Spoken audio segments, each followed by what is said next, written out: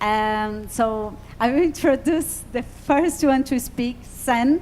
Sen was here last year. I don't know if some of you had the opportunity to listen his presentation, but we invited him again because because he's kind of doing something super unique in the whole world. He's connected to humanitarian networks and connecting innovation and humanitarian sector. So he's basically, during the whole year, he's traveling around the whole globe, trying to organize process to make systems in like catastrophes like the earthquake in Nepal and Indonesia. Now this morning he just told me there is a firework, there is a earthquake in somewhere, so I have to leave this afternoon. So that is his life. He's all the time traveling, supporting people.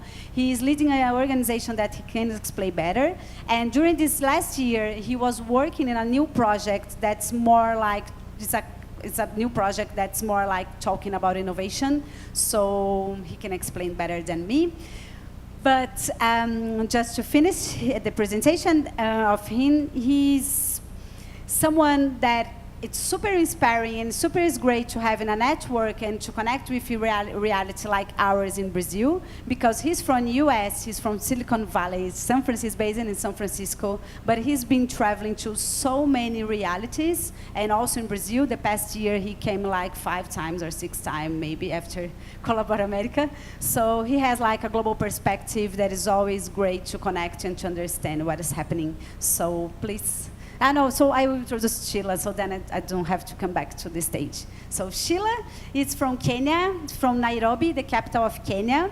And I don't know if you heard about, but Kenya is one of the most nicest places to talk about digital innovation. It's something that here in Brazil we are not that connected, we are not that familiar, because usually we just have like reference from US, Europe, but a lot of people around the world knows how important Nairobi, especially Nairobi, but a lot of things in Africa are important for the global ecosystem. So she can explain better. She's the community manager of the iHub, which is it's one of the biggest innovation hubs in Africa, and is the biggest one in Nairobi. And in my perspective, is one of the nicest hubs happening to support entrepreneurs in hardware, in software, and social service, and connecting that with government, industry, Silicon Valley, social service, whatever you can imagine. She will explain better to you, but it's a pleasure to have like both of them here with us at ColaborAmerica. So Sen, it's your time. So please welcome Sen Bloch. Thank you. So yeah, as she said, I have, I kind of fell in love with Brazil. Been here like 6 times in the last year, since the last ColaborAmerica was my first time. If I fell in love with Brazil, I might have fallen in love in Brazil. But, so for the last 16 years, I've been working in like some pretty difficult places around the world. Actually 15 years, 16 different disasters, mostly in developing countries. And kind of changing my talk up a little bit very last minute because of how I feel about Brazil and what has very recently happened here. And whereas Brazil is not so much of a natural disaster prone place, a lot of people might agree with me in that it's kind of got a very recent political disaster of what's going on. So one of the most commonly asked questions in doing this line of work is, how do I stay inspired? You know, seeing so much misery and a lot of really difficult times. And to completely negate that point, it's actually some of the most beautiful, inspiring moments of humanity after something very catastrophic happens. And there's a lot of really beautiful things that really needed to change even before a disaster, that disaster will catalyze, especially in collaboration and in innovation, and really rethinking the way society is working and what technology we're using and who we're working with in order to make that a reality. So anyway, 9 years ago I started Comunitaire with this idea of like, how do we really foster this innovation that's happening, that's very bottom-up, this ground-up innovation, as well as that collaboration between cross-cultural and cross-sectoral parties in order to really make this happen. And I've recently, in the last year, been taking a sabbatical from that and realizing that the change that really needs to happen, even though we have these centers in Haiti, Philippines, Nepal, Greece, we're doing one in Puerto Rico, where they are these kind of hotbeds of this change that needs to happen, it's still really just a drop in the bucket of what the entire system that we're currently operating on needs to happen. Is there a clicker? How do we do this? So completely shifting gears, I realized, so the humanitarian sector is actually a $22 billion a year business, industry. And unfortunately, less than 1% of that is spent on innovation, improving itself. And it's a pretty archaic, broken system, but how do you change such a large system? This is whether it's political or humanitarian industry. It really has to do with the general public. And how can you fix something if people don't know that it's broken? Most of this $22 billion comes from taxpayers. And they're the ones that are really the ones making the calls. But both in government and in the humanitarian sector, they really only want to show you what is working well. And there's a little bit of wool over the eyes. So this series is meant to go around the world, and we've already started doing this, showing some really amazing new things that are happening, and to educate and to inspire you, ultimately the ones calling the shots, to create that change. It's 1% in what I think is one of the most important sectors in the world, and it's a very old, broken system. So in highlighting some of these stories with what's going on here in Brazil, what's going on globally, there's so much going on. I just thought I would share some of the stories that are really actually quite inspiring, and how to not completely give up hope, but that a lot of times these situations catalyze change that was pre-existing. The gentleman on the right is a gentleman named Roby, and I lived and worked in Haiti for 4 years following the 2010 earthquake, where, I mean, 250,000 people died in a matter of minutes, and it's a really, living and working in those situations seem really sad, but you see some of the most beautiful, inspiring things. Roby is from the slums of Cité Soleil, and Cité Soleil has been notorious. The UN in the 90s deemed it the most dangerous place on earth. So it's this place that is actually, even though there was like 10,000 different aid organizations operating in the small country of Haiti, this one isolated area of Cité Soleil was unattainable to that type of humanitarian aid. And in my opinion, I have to really question as to whether or not that's actually a good thing, and if they actually ended up on top because they had to stand up on their own. So Roby is from the slums. He started a whole peace building process down there. The slums have really changed. And he's actually, through collaboration and through a lot of innovation with a bunch of different organizations, they, the community themselves, have been building their own project, and they're actually building the biggest and best library in the entire country. Click. It's actually being constructed right now. Click again. And again, this is in like the poorest slums in the Western Hemisphere, and this is all from them doing it from themselves, being catalyzed by this, tragic event that happened. You can click again. This is another story that we're covering. So Roby is actually one of the episodes in the TV show. It should be out on Netflix here in the next little bit, called Unruly Innovators. I'll come back to that, right? Actually, this is a group kind of just talking about where this innovation is coming from. This innovation isn't coming from the governments, from the large institutions, from the UN and things like this. It's really coming from everyday kind of unruly people, and they're the ones setting these examples. You look at the amount of maker spaces and social impact hubs that are happening around the world. Well, now they're starting to get government funding. So as a lot of people like Gabby, when I first opened up the space in Haiti 9 years ago, we didn't even know what a makerspace was. So it's a lot of these kind of unruly people out there that are doing what makes sense, and then the governments and large funding and things like that follow suit. This group here is actually a German, if you can go back one more time. This is a group of, they produce a lot of the music festivals in Germany, and no real experience in disaster relief or humanitarian aid. Well, they started this group that's now in the front lines of Syria doing medical first response, even farther in than the UN can go, or the World Health Organization. So they're actually working with the World Health Organization, but they're taking kind of a lot of this experience that's not necessarily from the humanitarian background and really changing things. The boxes that they're sitting on, they're actually, it's a deployable ambulance that goes on the back of trucks that are all over Syria that they can airdrop out of civilian aircrafts. Whereas like the World Health Organization is looking at like how do we ship in entire ambulances and get this in, they're dropping the components needed out of private airplanes right into fit onto local trucks. Bunch of music festival producers. It's pretty cool. This is, this is Sean Penn. I don't know if any of you know who that is. Actor. He, in the show, I started to really look at there's becoming an increasing amount of celebrities that are getting involved. You got Angelina Jolie doing things with UNHCR, and I'm kind of looking at like, is this innovation, is there any innovation coming from celebrities getting involved in this type of work? So Sean Penn, this was actually 2 months ago. He's not wearing a shirt because we were working in the floodwaters and I crashed my drone in the floodwater after Hurricane Florence in North Carolina, and he was actually the first one to jump in and get it. So he was looking at like Sean Penn, we were looking at Angelina Jolie, next. Patricia Arquette, the actress, she's doing a bunch of things around eco-sanitation. And then we finally settled and we're doing an episode on, the next one?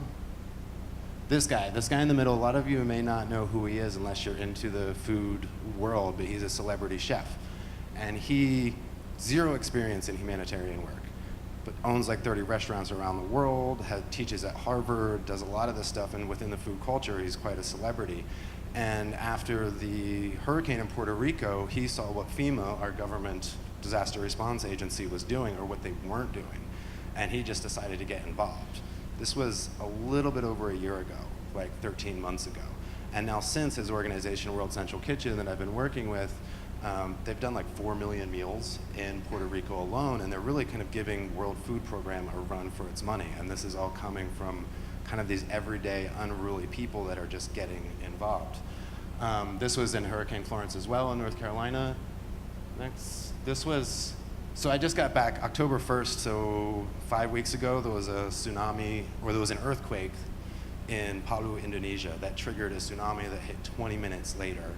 That, then again, actually resulted in a lot of what's called liquefaction. So it was this really crazy disaster. Liquefaction's landslides when unstable earth is shaken the right way via an earthquake. And just, you can see this is one area, and then the next photo is the after photo where entire places were just completely washed away. And this was, you know, in 15 years of doing this, this was one of the most challenging, kind of depressing situations I've ever had to work in, and yet at the same time it was incredibly inspiring. And that was because, so Indonesia is a very Muslim country, and there's a, you know, it's Muslim, Buddhist, a little bit of Christian, but for the most part Muslim. And really getting in there, I was just there like 3 days after the disaster hit, and getting in there and how do we, I was helping this group, World Central Kitchen, how do we create these collaborations between all of these different entities in order to do what's really needed? And it's absolutely inspiring and beautiful when there is a need, how much we put aside our differences and just actually start working together. And sometimes we humans need to have something kind of tragic or large happen to really shake us up, to get us outside of our bubbles of we are this and we don't work with them and we don't work with them. And so what that resulted in, this was we had a collaboration with the military. This was our grocery shopping. We would regularly have to go to a whole different island to get food, to cook. So it was a collaboration between the government, next. Muslim, our like umbrella organization was a very strong Muslim organization, next. And then one of our main distributors was a Buddhist organization, and they were a whole group that was helping us to distribute all the food to where it was needed. And then next. And then actually there was another Christian organization that had a helicopter that we were also using to distribute all the food. And it was really quite beautiful how every one of those different groups, people were hungry, completely put aside their differences in order to get people food. We ended up delivering about 250,000 meals to 44 different locations in 3 weeks because of this type of collaboration, and it was pretty cool. Just quickly closing and kind of, again, what's been happening here with Brazil and kind of, you know, what happened in the US 2 years ago that was really quite depressing and almost wanted to completely give up hope. And to try to look positively a little bit on it, I flew back from Indonesia so that I could vote. It's our midterm elections. And in 2014, the midterms before Trump, it was a 38% voter turnout. And 3 days ago, it was a 49% voter turnout with a 188% increase in young adults voting for this. So there is a little bit of this silver lining, and I'll just say, don't give up hope, work together. There's a lot of different change that can happen, and we can't sit back and wait for our governments to do it, wait for these large institutions to do it. It really starts with all of us as individuals.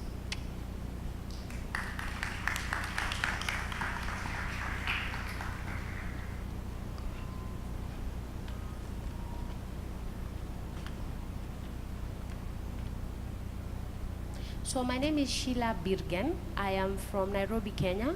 I have been in the entrepreneurship ecosystem in Africa for the past 10 years. I have worked with a number of entrepreneurs across Africa, Caribbean, and the Pacific. And I love entrepreneurship. I absolutely love entrepreneurship because I feel like, especially in emerging markets, we have so many challenges that I feel if we take on the mantle as young people in these markets, we can change our stories, we can change our economies, and essentially we can change our lives. So a bit about Africa. So it's a continent of 54 countries. So those are 54 legislation. If you're an entrepreneur who wants to scale in that continent, you have to think about 54 presidents you have to probably convince to work with you. But the good thing about it is technology does not make you want to go through that. You can bypass a lot of those things. So with those 54 countries, we have around 1.3 billion people, and the median age of the population in Africa is 19 years. So basically in Africa, I am a grandmother. I am super, super old. I am not even in that gap at all. Most of the people in the continent, around 80% of the people in the continent are below 25 years. So the market is actually shifting there. And a lot of them are online or they're getting online. So it's also a continent that is growing exponentially. So literally almost every single second, someone in Africa is giving birth. So it's busy. Yeah, people are busy. So, but that's not all. Does that mean that everything that's happening in Africa is just people giving birth? So you can go in? Okay. Not really. There's innovation happening in Africa. And what types of innovation are happening in Africa? I think mostly in social impact type of industries, in education, in health, in electricity and off-grid especially. There's a lot of innovation happening. So you can go to the next slide. And it's happening because there are so many hubs supporting entrepreneurs in Africa. There are over 400 hubs that are currently in Africa. This has grown in less than 5 years. So almost every year, around 10 or so hubs come up in the continent. This is because every year, around 21 million graduates come from universities in Africa, and less than 10% of those people are getting employment. So you can imagine the unemployment rate in the continent. And so a lot of young people are pushing themselves to see where opportunities are, but they're also looking at the problems that are in the continent and they're trying to solve those problems. So this year alone, we've had a number of deals, probably 50 or so deals, but these are some of the highest deals that are happening in the continent. Still significantly low compared to advanced markets in the world. So don't go to the next.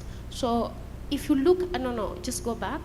If you look at the countries, most of the countries that these deals are coming from, you will notice that Kenya has the most number of companies getting, I think I'm close to the speaker. So Kenya has the most number of companies getting deals in the continent. Then the second one is Nigeria. South Africa are also getting a number of deals, and Egypt. Well, are the other countries doing much? Yes, they are. But these are just some of those. And if you look at the industries, like I mentioned, there's clean tech. Fintech is quite huge because financial inclusion in the continent is extremely low, not just because of the population, most of them are young, but also because of poverty. A lot of them cannot afford to have bank accounts, so a lot of them do not have bank accounts, but they have mobile money. We'll come to that. So there's also, just go back, please.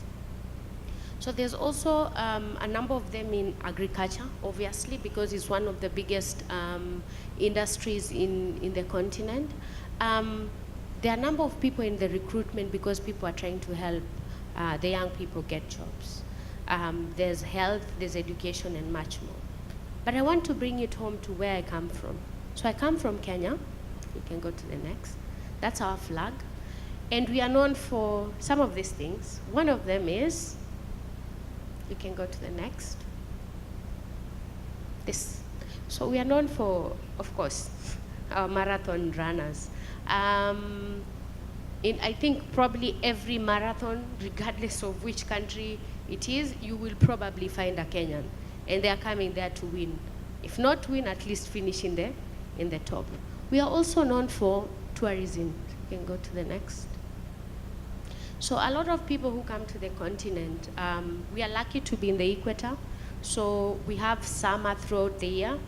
And because of that, a lot of people come to the savannah to, enjoy this. We have good beaches as well in Kenya. But is there innovation really other than what we are known for in the continent? So I'll go through a few of the things that are happening in the country. So I come from iHub, like I mentioned. We were one of the first hubs in the continent in 2010. It was set up by a bunch of techies and creatives to be an open space for people to just come and work on their different ideas, share what was happening, work with each other collaboratively, and basically just see what happens. And since 2010, a lot has happened. So if I could backdate, in 2007, we had post-election violence. So we voted. The following morning, the results were announced, and everything went crazy. Everybody hated everybody. Guys started killing each other. It just became very tribal, very toxic, and a number of people died. And so the government decided to shut off the network, which was a horrible idea because now you don't know where your people are. You cannot reach them. The only way you could is you could text to a server. And so a bunch of techies at that time came up with an application called Ushahidi. So you could basically just send where you are and then say what was happening. And they could aggregate these crowd-funded SMSs, and they could show where there was a lot of crisis happening. And so that is what brought iHub to play. So the guys who got funding from Ushahidi decided, you know what, we could set up a space and we could come up with similar solutions to help our country. So that iHub came to be. So in the past 8 years, we have a community of 16,000 people. Those are our members. Every single year, you could go to the next. Every single year we have around 300 events. So we have a very involved community in Nairobi. They like a lot of events. We have a lot of people. We are lucky to be in the middle of the continent in terms of connecting flights to different parts of the world. We also have a number of development organizations and big corporations that are their headquarters for Africa is in Nairobi. So there's also a lot of mix for different cultures in Nairobi. So there are a number of events that happen. We have 100 companies that sit in our space currently. We have around 25,000 square feet. And every single day, we have a minimum of 250 people working from our space. But that is just the community. What types of entrepreneurs have we been able to work with? So we've been able to incubate 45 companies. So we used to have very small offices, around 6 of them before we moved to the new space. And those were the only companies we could have at any given time. So every year we would have 6 companies we were incubating. But the number has grown up. So we've worked with around 300 startups. we have been able to accelerate around 150 companies across Africa, Pacific, and Caribbean. Initially, when we started, we actually had to fund those startups because there was nobody funding any technology startups at the time. They did not understand what that was. It's still a bit like that, but at least now people understand there's returns if you put some investment in technology.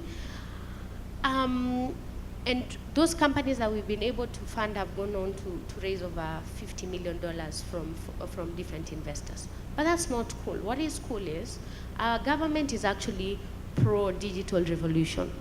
So all the services that you can get from government, we actually have it online. So if I need to apply for my passport, I don't need to go home. I can actually do it from here now and pay everything using my mobile money and finish it online. If I need to renew my driving license, I don't even need to go back to Kenya. I can just sit there, or I can give Sam my phone and give him my details, and he will do everything for me. And when I go home, I just print and continue with life. So every single service that you would require from government, it's online. But if you're not able to go online, especially in rural areas, the government has actually set up, we call them Huduma centers, which is, Huduma is like a service center where you could go there, and then they will help you get online and finish those things.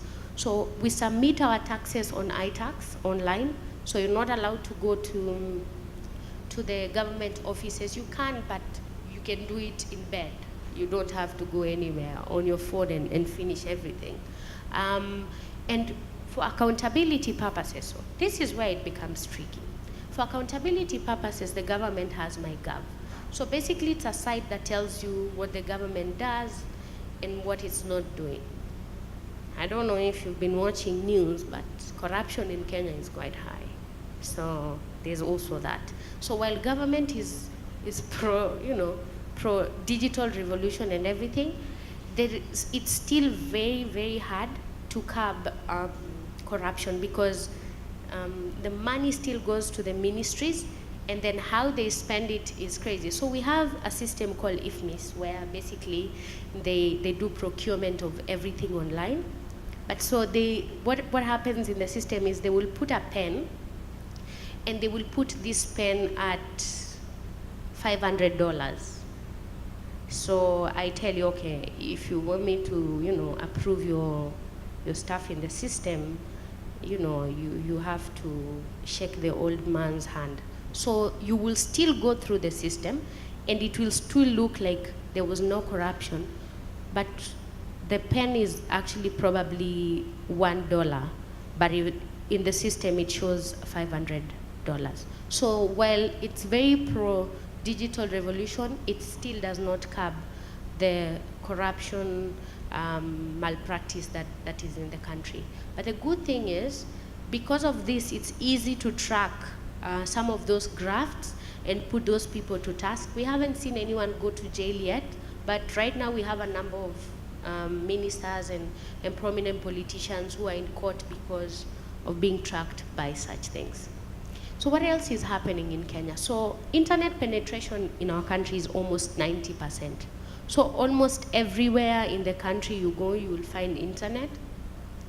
But connectivity and accessibility are two different things. So while there's internet everywhere, there are people who still cannot access it because of lack of information and whatnot. But at least the good thing is infrastructure is there, and government is trying to leverage the infrastructure to make sure, especially the kids, that all their learning materials are online and they can be able to access this wherever they go. Another thing about Kenya is we are the leading financial inclusion country in the world because of a service called M-Pesa. So M-Pesa basically is an application that sits in your SIM toolkit, and you can do all money transactions on it. So you put money in your wallet, you can buy things, you can sell things, you can pay for school fees. It's like a credit card but it's on your phone. So right now, I think 2 days ago, they just launched an M-Pesa Global. So basically, you can send money from your phone to any account globally and vice versa. So you can transfer money from your global account to your M-Pesa, and then you can use that to do any transactions that you want. So the thing about M-Pesa that is quite amazing is there are two things that M-Pesa has done the best. Financial inclusion for women in Kenya and in the continent in general was extremely low, because obviously it's a very patriarchal society, and because of that, women were not allowed to keep any bank accounts. And initially, in fact, banks would not register a woman unless either you came with your marriage certificate or a man to endorse you to get a bank account. So it was very hard for women to get bank accounts. But then it evolved. If you had money, you could open a bank account. But M-Pesa allowed a lot of women to do this because you can actually keep it secret. So if you have a business that you're running and your family does not have to know how much you're making, because you could put this in your mobile wallet, and you could transact, you could get loans, and you could grow your business essentially. This also meant that a lot of young people, the moment you hit 18 and you can register for M-Pesa, you don't need a bank account. So you can have your M-Pesa and it could do everything and more that a bank account could do for you. So a lot of banks in Kenya are in trouble because a lot of young people really do not even know what a bank account is. So if you go to them and say, do you know what a check is? They're like, check in on Facebook, or like, what are you talking about? No, like a check. I'm supposed to write you a check. They have no clue what that is. They jump frog that completely, and they don't even care to know what that is. So banks now have to come up with innovative solutions to make sure that they capture the young people. So all banks in Kenya, first, use social media to make sure that they interact with these people. Number two, all of them have mobile wallets and applications that then they tell the young people you can use. Otherwise, they're not buying any of that whole you need a bank story.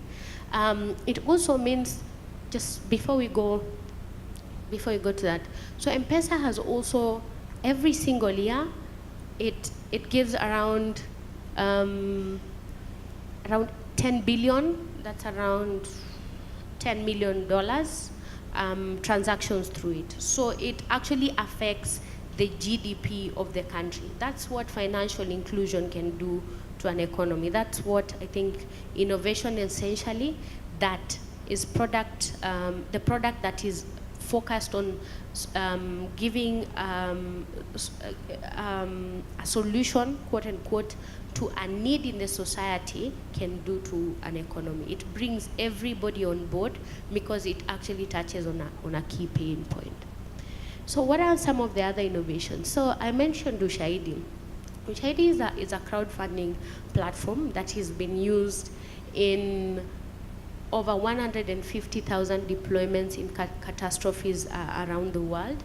It's been used in the Haiti disaster, in Japan. It was even used in the U.S. elections 2 years ago. It's been used on over a number of disasters around the globe.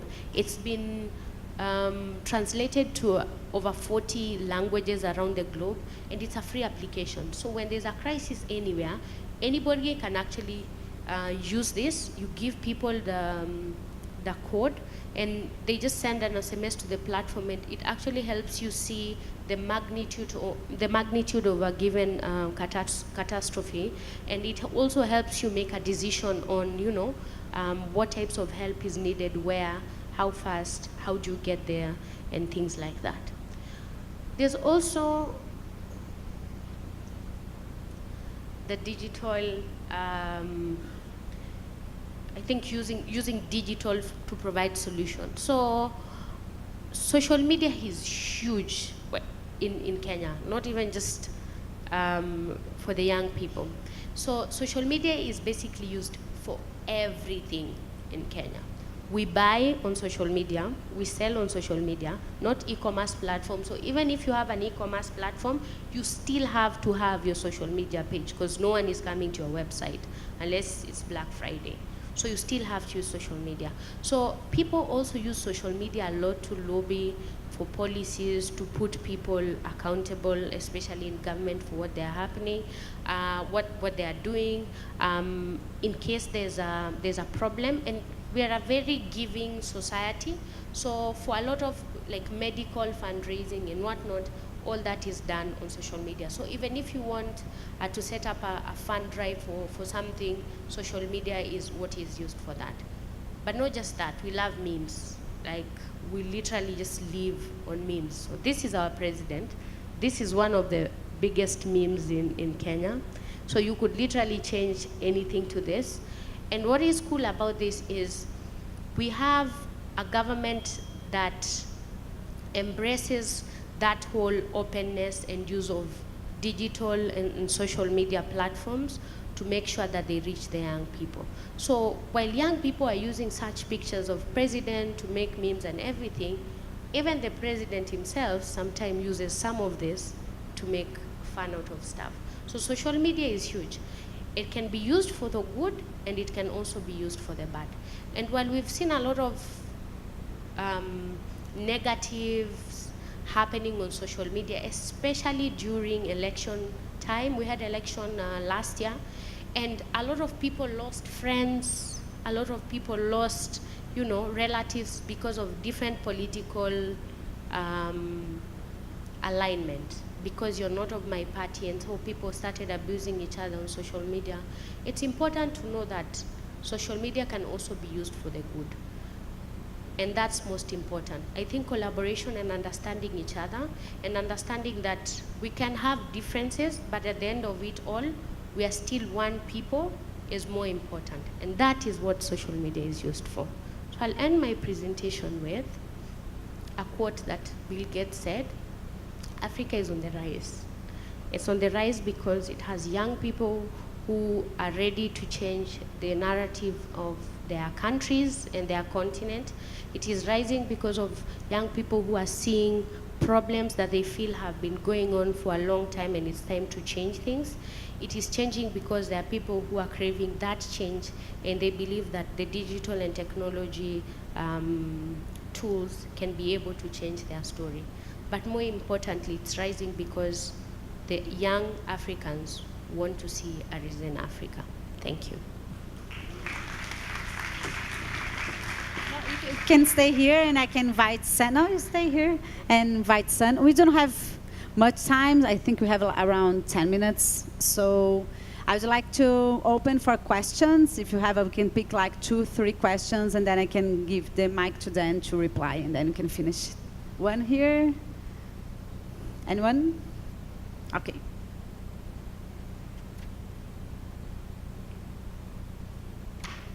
Se alguém quiser fazer pergunta em português, a gente pode traduzir também.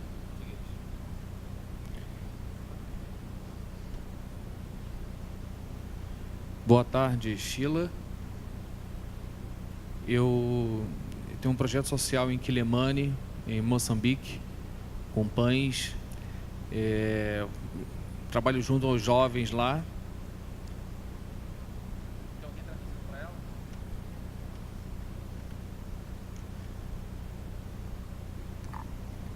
Vou repetir, tá? Boa tarde, Sheilah. Meu nome é Alex. Eu tenho um projeto social em Quilemane, Moçambique, e trabalho junto com os jovens. Nós temos uma padaria no meio de uma aldeia. E essa padaria hoje alimenta 80 crianças e 40 idosos, e o excedente dos pães a gente tem conseguido vender na cidade de Quilemane. E é o primeiro dinheiro que entrou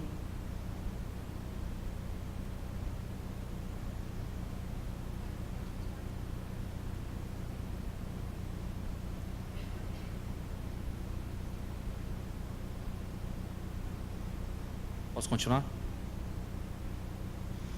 E há 2 meses atrás foi o primeiro recurso financeiro que entrou no projeto, que não foi proveniente de doação. Devido à sua experiência no Quênia, eu gostaria de saber se você tem alguma sugestão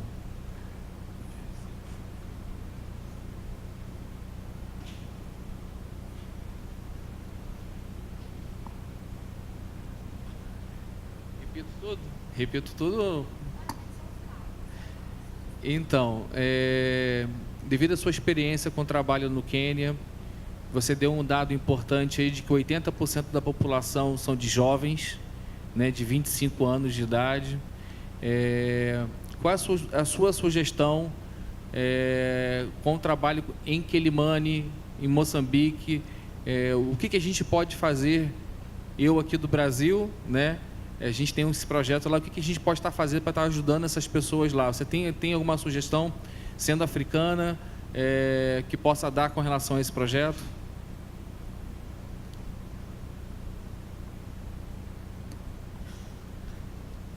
So I hope I got your question right. You talked about young people in the continent and how you could use the project that you are doing to make sure that you help these people? Okay, yes, and how you can help, especially from here to them. I think what I've noticed is we have a lot of similar challenges in Brazil and in Kenya. For instance, traffic is, I've noticed there's a bit of traffic here. We're also a very cultural-centric people. And so it affects how people perceive things. So if I am to come to Brazil, for instance, I have to understand what the culture of those people is. I can't come here and try and impose what I'm coming with. So I believe if you want to help people, first of all, you have to be where they are. You have to understand their daily challenges. You cannot help someone while you're sitting very far from their reality. You have to be immersed in their reality. That way, you understand their pain better. So for you to understand the people of Mozambique that you want to help better, you have to live in their reality. So I always, especially for entrepreneurs, I always tell them, if you want to solve a problem for someone, live in their shoes. Because that way you understand how best you can touch their lives in a way that would be meaningful to them, but not your perspective of what meaning would mean to them. I don't know if that makes sense. So if you're to help them, first you have to understand what is it that their daily lives looks like. So what time do they wake up? What do they do when they wake up? After that, what do they do? After that, what do they do? And then find out, okay, in that series of things that they're doing, where do I fit in and how do I help change their lives? So what I would say is, first of all, go understand what the pain point of their lives is, and then how that solution that you're providing to them is meant to change that reality for them. Thank you.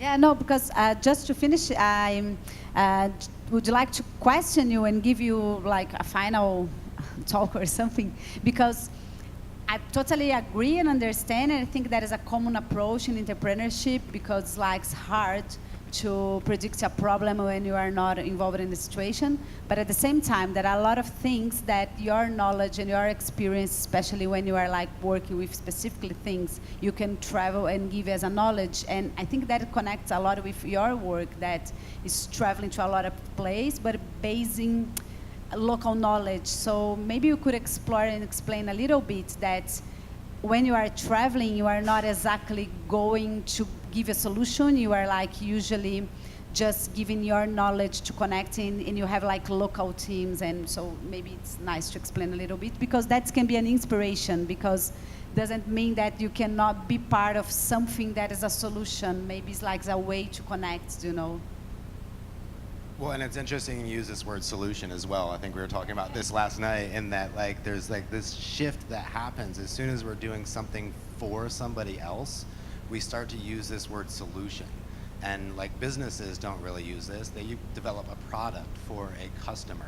And a lot of times people with a lot of intentions, they're looking to develop a solution without really understanding where they're from. And so a lot of our spaces, the communitaire spaces, especially the Haiti one, acts as like a landing pad for a lot of these ideas and technologies. And the best advice that I give, like whether it's MIT or whoever is coming into Haiti and they already have this like preconceived idea of a solution, I tell them either like come with no idea of what the solution's going to be, or come with something that you've already developed and be prepared to throw half of it out the window. Because so many, from my perspective, and I was just talking about this in Italy as well, there isn't a shortage of technological solutions for a lot of the world's problems. A lot of it is adaptation and how it is, how the community is working, little differences that you couldn't possibly understand unless you were that community itself. So it does involve working with the community and throwing a lot of our ideas out the window and really being able to meet them where they're at, and really looking at, I think across the board when we go to help people, look at them as if you were a business and you were trying to develop a product that they would want to purchase, as opposed to this idea of like, I've got something that I'm going to help you with, you're going to take it or leave it. So, thank you. Tanto a Sheilah quanto o Sam estão por aqui hoje o dia todo e amanhã também. Então, se vocês quiserem continuar a conversa, enfim, fazer perguntas, conversar, a gente está por aí. Eles estão ali pela área do Makerspace também, aqui por fora. Então, a gente convida aí para continuar a conversa para fora e seguir aqui a programação do palco. Obrigada.